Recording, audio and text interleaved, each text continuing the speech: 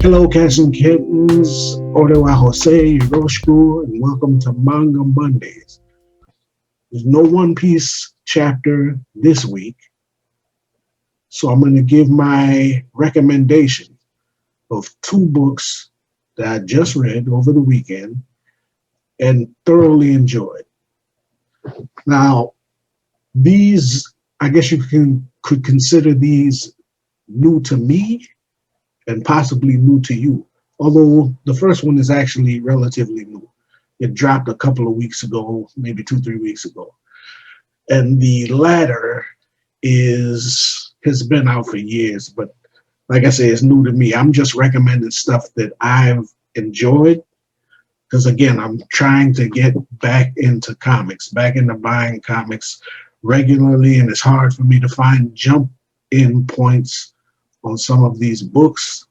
So I'm likely to go and, you know, get into something that's already in a trade, jump on that. And like I say, it's new to me. So what difference does it make? So there's that. So I'm going to start off with one that I thoroughly enjoyed, Teenage Mutant Ninja Turtles, The Last Ronin.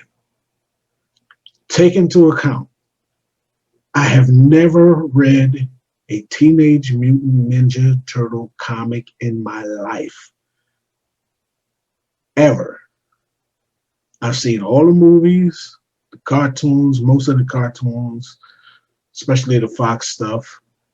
That's my frame of reference, although I am aware that they lightened it up for TV, for Fox. So the grim and gritty doesn't, it was not a shock to me. So I get that, but I had, up to this point, I had never read a Teenage Mutant Ninja Turtle comic in my life. So there's a lot going on that, as you read it, you probably were like, oh, business as usual. This is all new to me, so whatever. So there's that. Even coming in cold, I thoroughly enjoyed this book. In terms of credits, we're talking about they got the band back together: Kevin Eastman, Peter Laird, and there was a co-scripter with Eastman, Tom Waltz, and then Eastman did the layouts with Isaac Escorza, and Ben Bishop did some art, and colors were by Samuel Plata, or assistant colors. There's a lot of people on the art team. The first thing that impressed me about the book, starting with the art was fantastic. Again, it has detail where it's needed. It's got detail where it counts. The story takes place in the future, in a futuristic setting. Again, I'm not familiar at all with the Ninja Turtle books. So what time period they were based in, I don't know. I assume they were just modern times, whatever times the book was being written. But clearly, this is in the future of the Turtles. So art-wise, there's a futuristic look. The panels are a bit Spartan at times.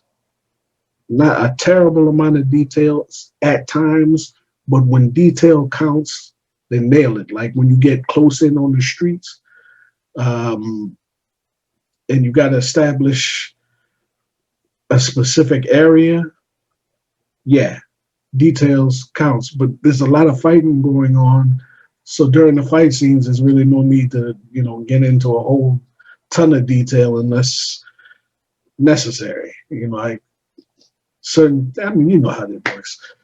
Certain fight scenes don't dictate a whole lot of detail, and they don't, bother with that. But for the majority of this book, the great majority of this book, the detail is excellent. I love the look they established with. It's got a Dark Knight Returns feel, the story itself, and visually it has that type of feel. The Last Ronin, whose name I will not, I'm not even gonna. Well, I guess it wouldn't be. I'm not gonna spoil anything. There may be three people left who don't know who the Last Ronin is. So this Ronin looks, weathered, um, older, definitely mature. He doesn't have his colored headband. It's black. He has that grisly look to him, and he's carrying all his brother's weapons, which is actually very cool because he's the last turtle. He's the last of them, and he carries his brother's weapons with him in the battle, and he's on a suicide mission. That's getting into the plot a little bit, but still going into the art again. I say the art is very good. The action scenes are fantastic. I'm scrolling through this as I talk. The robots, the futuristic robots look nice. The cityscape, the flying cars.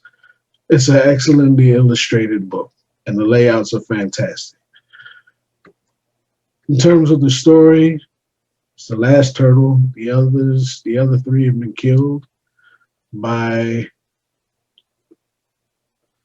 Again, this is where not knowing the turtle history kind of works against me. The villain of the book is the descendant of Shredder. Okay, who I don't know, and apparently said descendant. Let me see his name. Well, let's not worry about who his name is. He is held up in a fortress, which the last turtle is trying to penetrate to kill him and avenge his brothers, and likely maybe even help. I'm not even sure if the living conditions or the politics or whatever of the world that has been established by this villain matters so much as avenging his brothers. That seems to be the primary issue.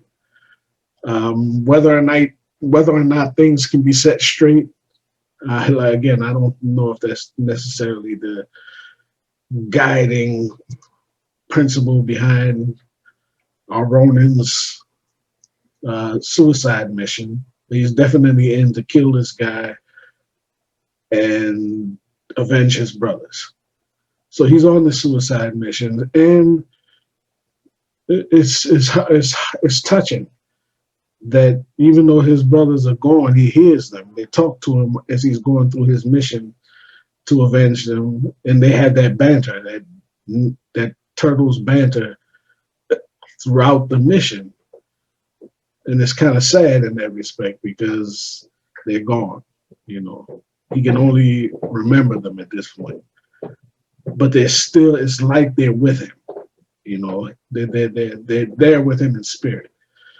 So essentially, without giving too much away, he battles his way to get to this descendant of Shredder. He has to battle through an army of robots. For the most part, he dispatches them, but then the mission gets put on hold because he runs into an obstacle that he can't overcome at the moment. And it reminds me of in the Dark Knight Returns, where Batman's first encounter with the mutant leader, and he takes a L, and he has to go back and regroup. I get that vibe from it. So he takes a L basically, and he has to go back and regroup. And in doing so, we run into a former associate. I'm gonna just say it. In the end, as he's contemplating his defeat, he runs into April. So April's still alive. So this Ronin, this last turtle, runs into April, and apparently she's helping to nurse him back to health. And it's a touching scene at the end where he feels like he's lost, he's been defeated. He sees his brothers, and it's like he's gonna slide and go to the light. His mission is over. He's going to die and be with his brothers, but he doesn't. You know, again, April's there to nurse him back to health. My overall impressions of this book is that it makes me want to go back and get caught up on the actual turtle lore as written in the books. Um, because there's a lot of stuff that obviously I just don't know. But it's an excellent read. The dialogue is crisp, it's to the point. And another thing that I like about it is that you don't get as much these days as inner monologue, characters giving their inner monologue. Um, I, I don't get that too much in some of the books that I've just read coming back.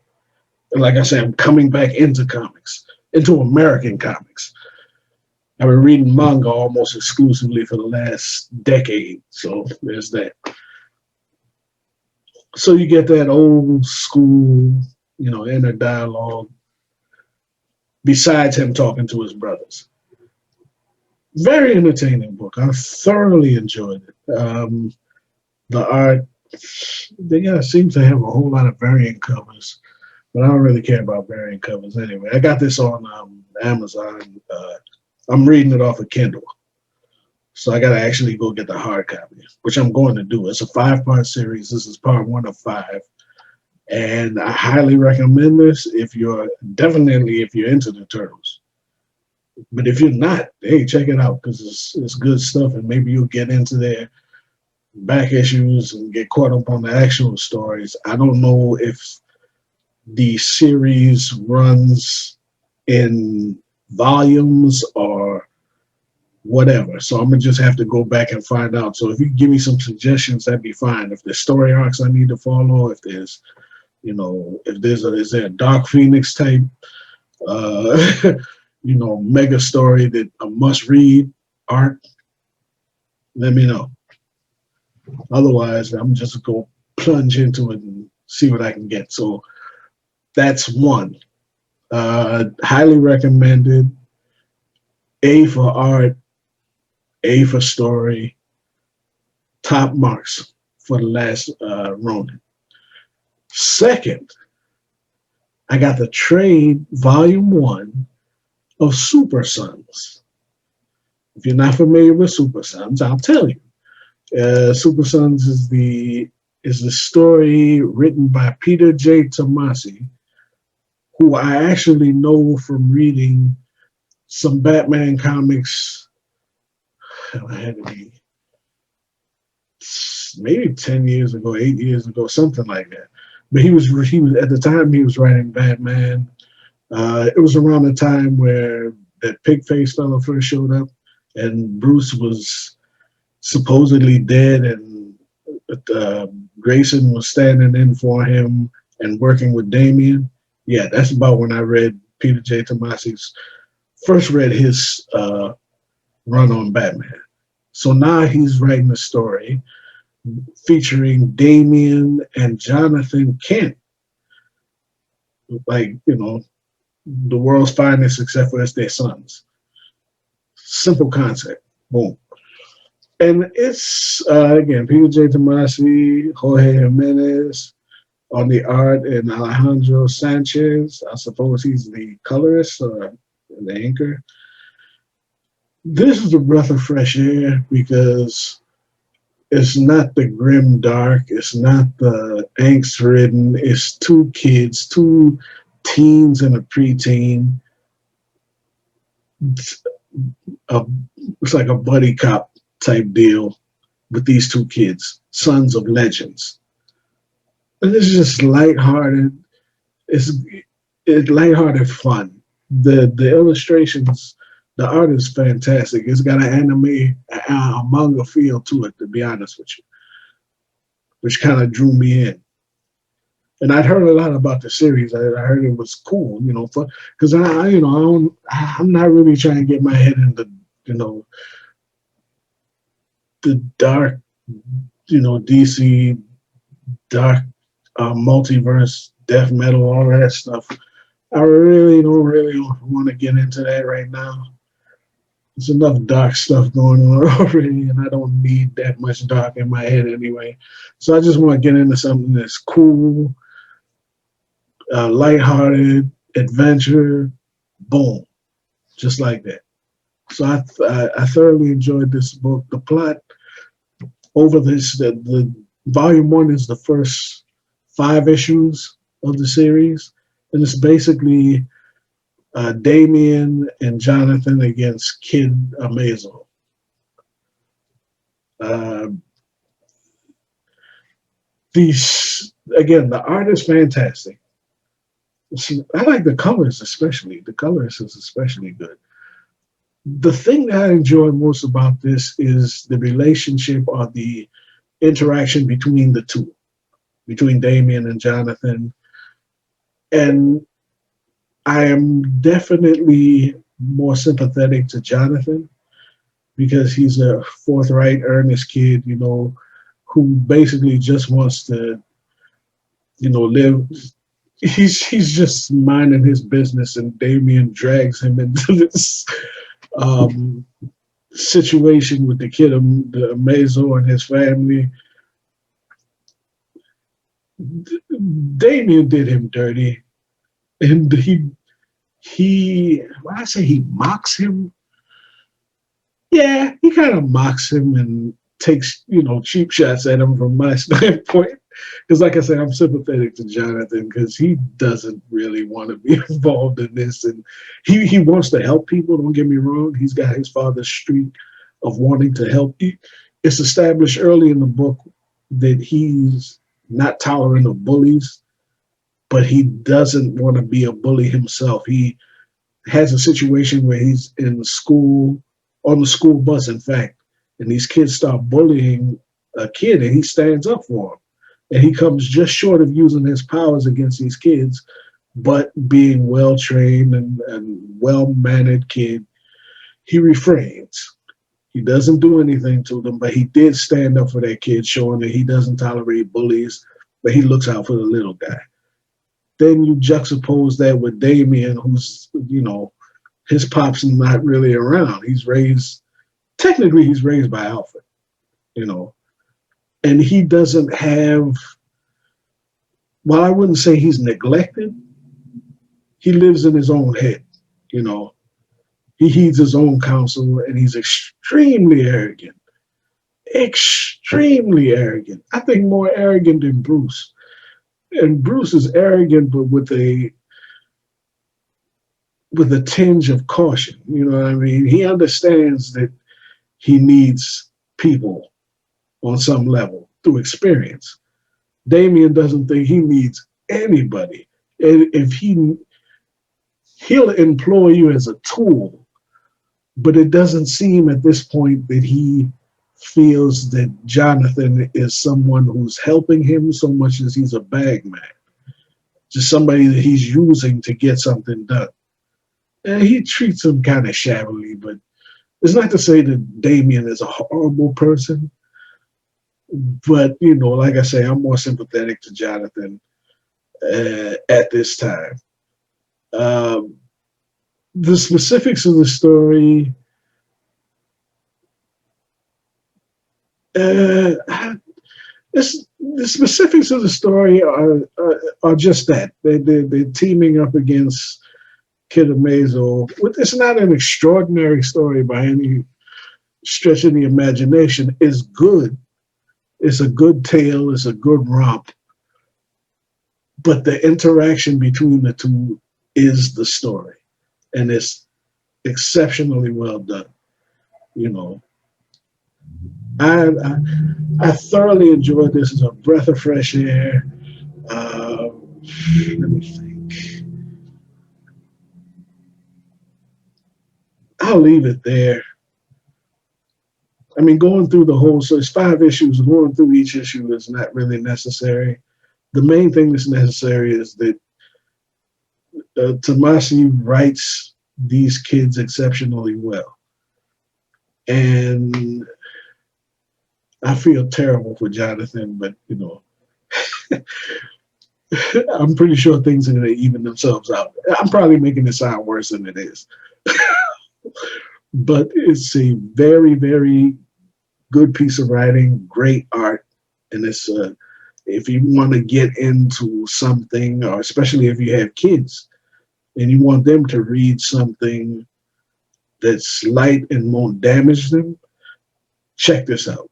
I'm impressed, and I'm going to check out the second and third volume. The book is currently canceled, which is a crime to me. It's a crime against comics. This is great stuff. This is great stuff. I highly recommend it. Check it out. The art, again, is superlative, and the story is fantastic. And the writing, not just the plot, but the writing, the actual writing, the dialogue, and the character interaction is fantastic. So I'm going to wrap this up. One Piece will be out this week, the week of the 9th. I'm talking about Monday. Yeah. So by the 12th or the 13th, One Piece would have dropped in Japan, which means I'll have it read by that Sunday and give you a report on the 16th. So that's it. I hope you have read something good, and if you have, let me know about it so I can read it, because like I say, I'm trying to get back into American comics hard. Thank you for watching this. Like, subscribe, do whatever you want to do. Check out the Patreon, help us out. C3 Comics, help us produce comics, but that's a different story. This is about reviews. So that's it. Hope you enjoyed it. Stay loose.